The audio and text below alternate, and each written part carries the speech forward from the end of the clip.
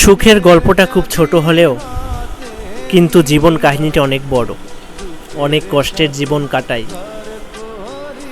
সুখ নেই আমার এই কপালে, দুঃখের সঙ্গে লড়াই করি।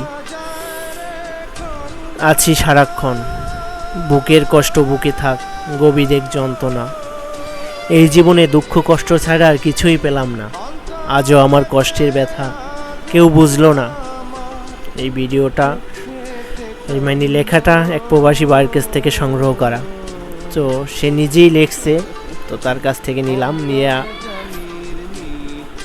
আমি পড়লাম।